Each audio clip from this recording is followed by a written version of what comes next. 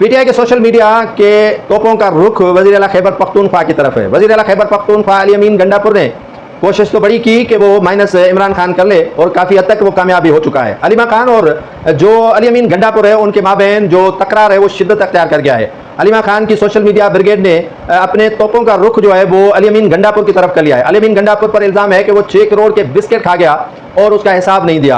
अरबों खरबों रुपए की करप्शन कर दी और उसमें ऑडिटर जनरल ने रिपोर्ट दी है कि इसमें जो है वो अरबों रुपए की बेज़ाब्तियां हैं, अरबों रुपए की करप्शन है। तो उस पर जो है वो पीटीआई शोर शराबा कर रही है। एक तो अली अमीन गंडापुर ने बजट पास कर ली इमरान खान की इजाजत के बगैर। कहा यही जा रहा है कि इमरान खान ने अली अमीन गंडापुर को हिदायत की थी कि मेरे कहने के बगैर बजट पास नहीं करना, लेकिन अली अमीन गंडापुर ने बजट में उजलत कर दी या उस पर प्रेशर था, उसने बजट पास कर ली, ऐवान को अपने हाथ में ले लिया। वुज़रा और एमपी अली अमीन गंडापुर के साथ हैं और इमरान खान के साथ नहीं है।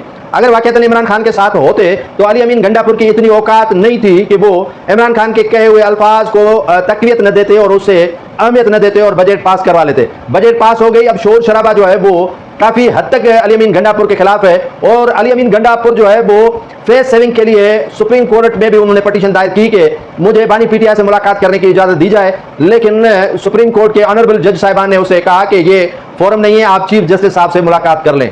तो मुलाकात एक बहाना थी, नहीं मिले तो खैर था, लेकिन पीटीआई के रहनुमाओं का कहना है कि इतनी उजलत जो है वो नहीं करनी चाहिए थी अली अमीन गंडापुर को बजट पास करवाने में, लेकिन बजट पास की है तो उसका मतलब यह है कि उसने माइनस इमरान खान कर दिया है और माइनस इमरान खान कभी भी नहीं होने देंगे। लेकिन सारा ऐवान खैबर पख्तूनख्वा का और पीटीआई के जितने भी अरकान है वो इस वक्त इमरान खान के साथ नहीं बल्कि अली अमीन गंडापुर के साथ हैं।